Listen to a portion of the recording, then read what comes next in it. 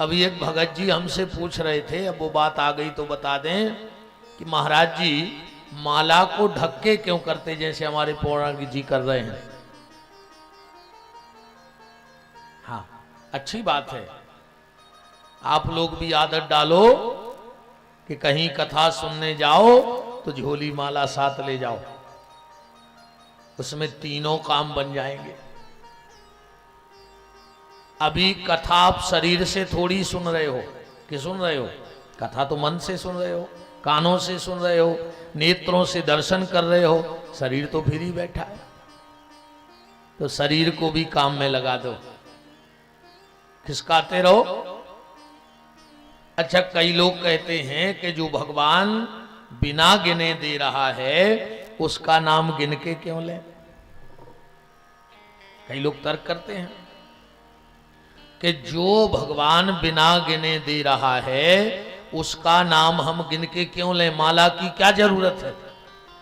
तो एक बात बताओ, ईमानदारी से, मंगलवार है, आज तक कभी किसी को बिना गिने पैसा दिया कि उठा ले मैं से जितने ले जा पाओ। किसी को बिना गिने गेहूं दिया, चावल दिया कि जाओ ट्राली में से तुम एक पूरा देना, तुम भर तो लीजिए तो बन जाए। जब संसार का कोई काम बिना गिनती के नहीं चल रहा है, और माला इसलिए नहीं कि हमें अभिमान हो जाए कि हमने इतना जप कर लिया, वो तो इसलिए है, ईमानदारी बताओ, जितने लोग हाथ में माला नहीं लेते हो, ईमानदारी से बताओ दिन में कितनी बार भगवान का नाम ले लेते हो। पर अगर हाथ में माला रहेगी तो 10-12 बार तो खिसकाई जय है माला। इसका नाम ही है कर माला। जब दिखे उठाओ और करने लगो, इसका नाम ही है कर माला। तो एक भगत जी हमसे पूछ रहे थे आज, महाराज जी माला को छुपा के क्यों करते हैं। तो हमने कहा पूरी चर्चा ही सुन लो। माला में कितनी चीजें होती हैं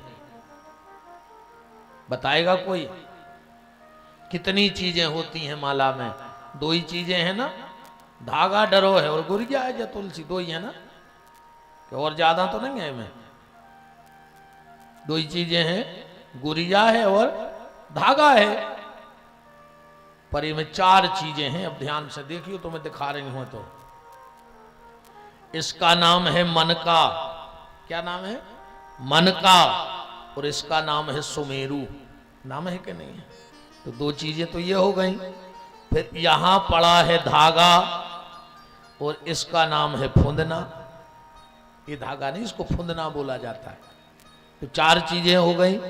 अक्सर करके देखा होगा, हम भी जब बैठते हैं तो बोलते हैं भक्ति भक्त भगवंत गुरु चतुर नाम बपु एक, अतिन के पद बंधन किए सुनासत विघ्न अनेक। ये माला की वंदना है। भक्ति भक्त भगवंत गुरु। अब वो मन का भी है, धागा भी है, फुंदना भी है और सुमेरु भी है। अब इसमें एक चीज देखना, इस मन का मोती में एक ही धागा गाव है कि नहीं गाव? पर जो ऊपर है में एक गाव भी है और एक लोटो भी है। सब में एक एक धागा है, पर इसमें एक गया भी है और एक लोटा भी है।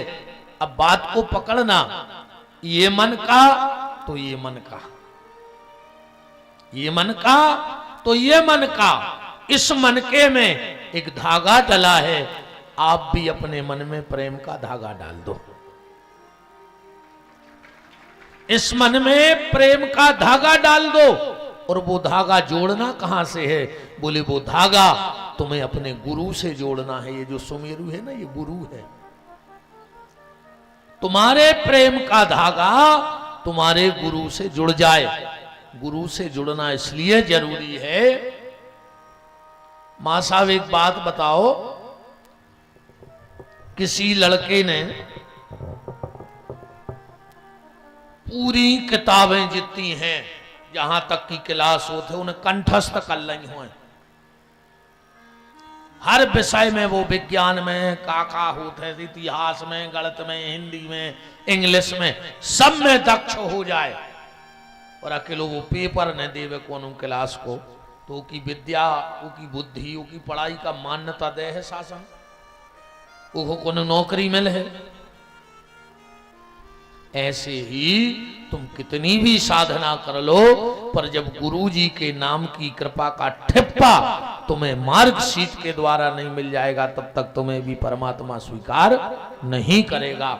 इसलिए अपने प्रेम के धागे को अपने गुरु से जोड़ो। और गुरु का काम क्या है? इसमें एक धागा गया है, मतलब तुम्हारा प्रेम गुरु लेगा।